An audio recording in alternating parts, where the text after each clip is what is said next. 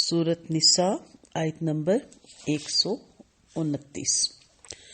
وَلَن تَسْتَطِيعُوا أَن تَعْدِلُوا بَيْنَ النِّسَاءِ وَلَوْ حَرَصْتُمْ وَلَا تَمِيلُوا كُلَّ الْمَيْلِ فَتَذَرُوهَا كَالْمُعَلَّقَةِ وَإِن تُصْلِحُوا وَتَتَّقُوا فَإِنَّ اللَّهَ كَانَ غَفُورًا رَحِيمًا. اور تم ہرگز نہ کر سکو گے کہ عورتوں کے درمیان برابری کرو، خواہ تم حرص بھی کرو. بس مت جھک جاؤ ایک کی طرف مکمل جھک جانا کہ اس سے دوسری کو لٹکائی ہوئی کی طرح چھوڑ دو. اگر تم اصلاح کرو اور ڈرتے رہو تو بے شک اللہ تعالی ہمیشہ سے بے حد بخشنے والا نہایت مہربان ہے.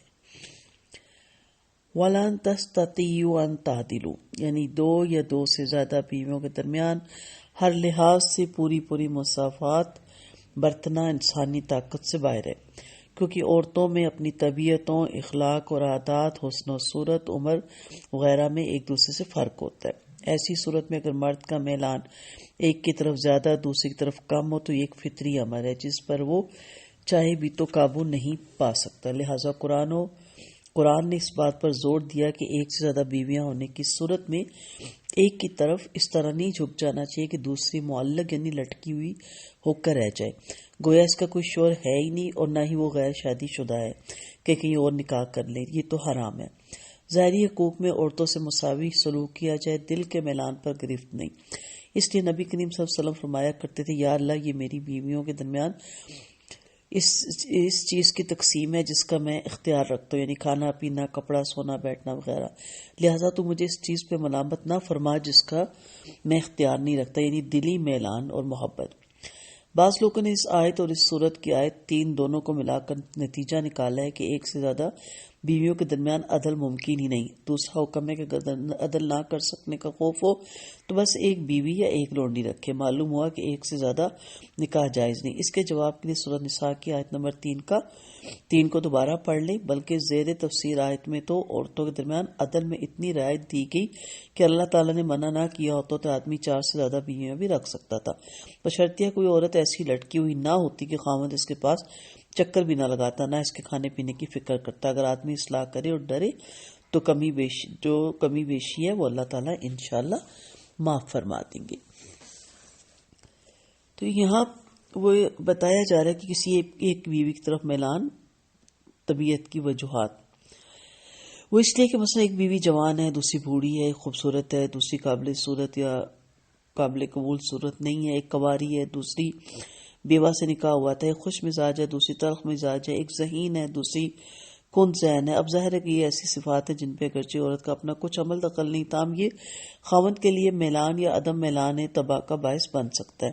اور یہ فطری امر ہے. اس قسم کے میلان عدم میلان پر انسان کا چونکہ اپنا کوئی کنٹرول نہیں ہوتا، لہٰذا ایسے امور پر اللہ کی طرف سے گرفت اور پکڑ نہیں. گرفت صرف ان باتوں پر ہوگی جس کا اختیار انسان کے اپنے ہاتھ میں، مثلا نان نفقہ اور دیگر ضروریات زندگی کا خیال رکھنا، عورتوں کی باری مقرر کرنا وغیرہ. اب جو باتیں انسان کے بس میں نہیں، ان کے متعلق اللہ تعالیٰ نے فرمایا کہ تمہیں اس کی پکڑ نہیں ہوگی. بیویوں کے درمیان عدل کی حقیقت یعنی جن باتوں میں انسان انصاف کرنے کا اختیار رکھتا ہے ان کا ضرور لحاظ رکھا کریں. اس سے خود بخود ہی یہ نتیجہ پیدا ہو جائے گا کہ نہ تم ایک ہی بیوی کی طرف پوری طرح جھکو گے اور نہ کسی دوسری کی طرف بالکل بے تعلق ہو جاؤ گے. آپ صلی اللہ علیہ وسلم نے فرمایا جس کی 2 بیویاں اور وہ ان میں سے ایک کی طرف میلان رکھے تو قیامت کے دن اس حال میں آئے گا کہ اس کا ایک پہلو جھکا ہوا ہوگا. سیدنا سودا بنت زمامہ رضی اللہ عنہ نے اپنی باری کا دن ایک روایت کے مطابق سیدہ عائشہ رضی اللہ عنہ کو ہبہ کر دیا. اس طرح آپ صلی اللہ علیہ وسلم سیدہ عائشہ رضی اللہ عنہا کے ہاں 2 دن رہا کرتے تھے، ایک دن ان کا اپنے باری کا دن اور ایک سودا کی باری کا دن. سیدہ عائشہ فرماتی ہے کہ آپ صلی اللہ علیہ وسلم کا یہ دستور تھا کہ عصر کے بعد آپ اپنی تمام بیویوں کے ہاں جایا کرتے تھے.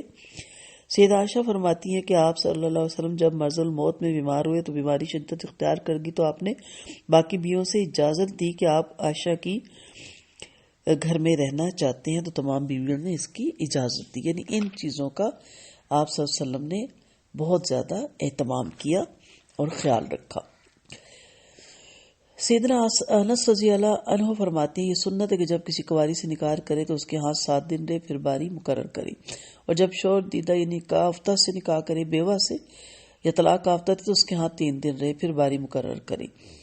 بعض مسلمان جو تہذیب مغرب سے مرغوب ہیں وہ ایک زوجگی کے قائل ہیں، یعنی ایک کی بیوی رکھی جائے۔ اعتراض کرتے ہیں کہ اسلام ایک طرف تو تعداد ازواج کی اجازت دیتا ہے، لیکن دوسری طرف عدل کو ناممکن قرار دے کر عملاً اس اجازت کو منسوخ کر دیتا ہے۔ اس کا ایک جواب تو یہ کہ اللہ تعالیٰ نے عدل کو ناممکن صرف ان امور میں کہا جو انسان کے بس سے باہر اور ان پر پکڑ بھی نہیں، جیسا کہ اوپر میں نے تفصیل سے ذکر کیا، اور دوسرا جواب اس آیت کے اندر موجود ہے جو اللہ نے فرما دیا لہٰذا ایک ہی بیوی کی طرف نہ جھک جو۔ اس سے صاف معلوم ہوتا ہے کہ ایک سے زیادہ بیویوں کی اللہ نے اجازت دے رکھی ہے، اس طرح ان کے شبہ یا اعتراض کی مکمل تردید ہو جاتی ہے۔